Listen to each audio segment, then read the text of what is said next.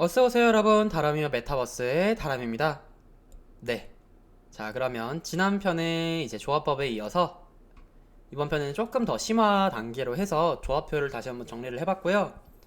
우선 조금 더 추가 설명이 필요한 부분이 몇 개 있는 것 같아서 다시 한번 이렇게 엑셀표를 해외 유저들의 이제 정보를 바탕으로 다시 한번 이제 솔직히 그냥 한글로만 했고 대놓고 베꼈습니다. 죄송합니다. 자, 그러면 이제 용어도 이제 기존에 제가 이제 한글 패치를 해서 이제 파란 보석, 노란 보석 그렇게 말씀을 드렸었는데, 이번에 용어를 완전히 통일을 하기로 이제 제가 생각을 한번 해봤습니다. 아예 샌디, 그레이, 오커, 블루, 그린 이런 식으로 정리를 해놓고요. 블랙, 옐로우 등급 같은 경우에도 깨어진, 총명한 이런 게 아니라 크랙, 클라우디, 커먼, 클리어, 루미너스 이렇게 여기 영어가 나와 있는 그대로 제가 이렇게 따왔습니다. 자, 그러면 이제 이 표를 보는 방법에 대해서 설명을 드리도록 하겠습니다. 우선 파편화입니다. 즉 이제 보석을 하나 갈면 몇 개의 파편이 나오는지 인데요. 그러면 여기 표대로 한번 볼까요? 블랙의 커먼을 파편화를 할 때는 19개가 나온다고 하네요. 이렇게 놓으면 이제 19개까지 파편이 나온다는 의미입니다. 다시 한번 옐로우 1티어의 루미너스가 있는데 지금 1티어는 없으니까 이제 1티어 파란색 기준으로 블루 기준으로 루미너스는 갈았을 때 22개가 나와야 되네요. 이렇게 넣었을 때 이제 최대 22개의 파편까지 나올 수 있다는 의미입니다. 이렇게 파편화는 이제 크게 보실 필요 없고요. 중요한 점은 이제 파편이 있으면 이제 소요되는 파편과 여기 파편이 있으면 결과가 이제 이렇게 나온다는 의미고요.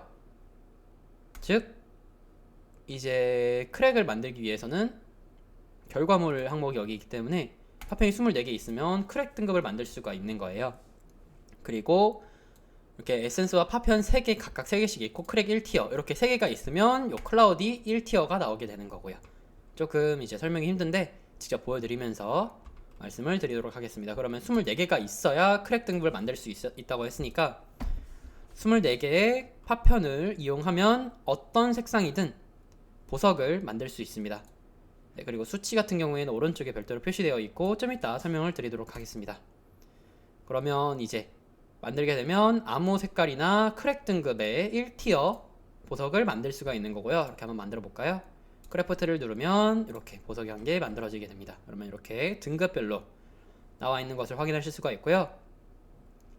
지난 영상에서 설명을 드렸지만 동그라미는 네, 크랙 이렇게 네, 타원형 이렇게 위아래로 각도가 이제 끝이 2개인 거는 클라우디입니다. 세 번째가 커먼 이렇게 4개가 있으면 이제 사각형은 클리어 별이면 루미너스고요. 이렇게 등급이고 그러면 이제 하나씩 에센스와 파편 소요가 되는 것도 다시 한번 확인을 하고 바로 다음 단계로 넘어갈게요. 크랙 등급 하나가 있고 크랙 1티어 보석 1개 에센스와 파편이 각각 3개씩 있으면 클라우디 하나를 만들 수 있습니다. 그러면 이렇게 넣었을 때 이제 여기에 숫자를 입력을 안 하면 자동으로 파편화부터 나오게 됩니다. 파편화가 나오기 때문에 반드시 3을 입력을 해주고 그러면 에테르 3개와 파편 3개를 소모를 하면 클라우디 스몰 블랙 주얼 1개가 나오게 됩니다. 블랙 이렇게 1개가 나오게 됩니다. 그럼 이렇게 임프로브를 하면 네, 등급이 하나 업그레이드가 됐고요.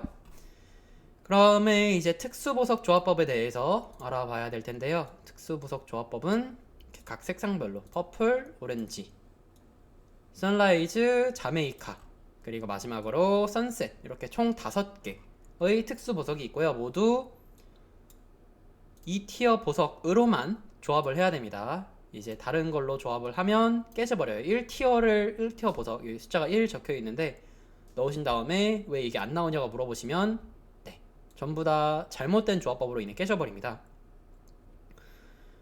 그러면 이제 파편을 가지고 퍼플을 하나 만들어 보고 그 다음에 이제 바로 조금 더 어떤 보석을 슬로팅 해야 되는지 설명을 드리도록 하겠습니다. 우선은 네, 작은 2티어 크랙 등급 블루 1개를 완전히 파편에서부터 다시 만들어 볼게요. 블루와 이제 오커가 1개씩 필요하니까 2티어 보석 기준입니다. 그러면 파편을 24개이지만 파란색을 3개 만들어줍니다. 벌크 크래프팅, 그 다음에 72로 해서 오커를 3개 크래프팅 해줍니다. 그 다음에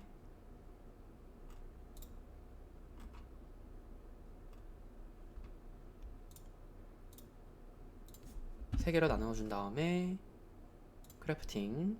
그러면 크랙된 2티어 보석이 한 개 나오게 되죠. 오커도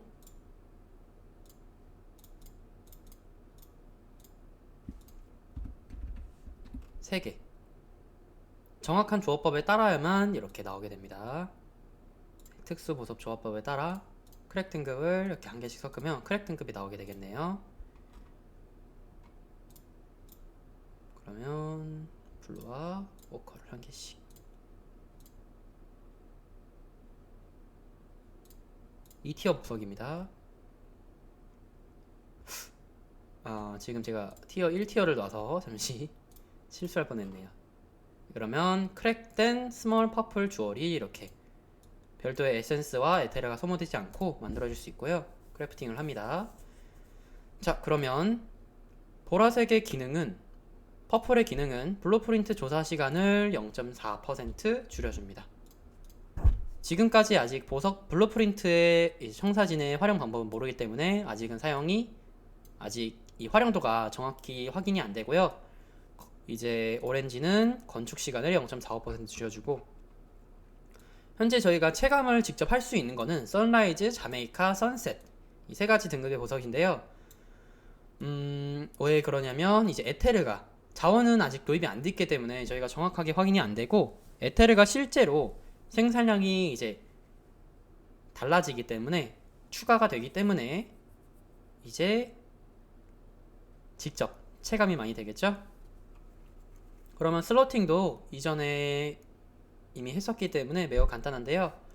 슬로팅 누르고 이렇게 타일 개수에 맞춰서 티어를 2티어 보석으로 해준 다음에 컬러도 선택을 해준 다음에 이렇게 크랙으로 끼워 주셔도 되고, 하지만 저는 크랙보다는 루미너스를 좋아하기 때문에 이렇게 선라이즈를 하나 넣어 주겠습니다.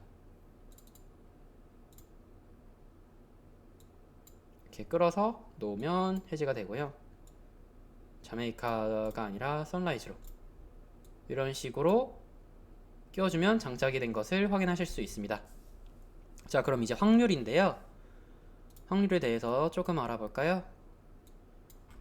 최소 혜택 수치는 이제 이렇게 0.4%부터 0.6%까지 2개에서 3개 이상 조합하는 보석 같은 경우에는 이렇게 퍼센트가 조금 더 크고요. 에테르 생산량도 늘려주면서 최대 0.05까지 편차가 있습니다. 이게 무슨 뜻이냐면, 지금 보시면 이제 바자르에 들어가서 구매를 하실 때 보시면 같은 커먼 주얼인데도 불구하고 어떤 거는 0.5, 어떤 거는 0.51 이렇게 같은 등급, 같은 티어임에도 불구하고 조금씩 보석의 성능이 다른데요.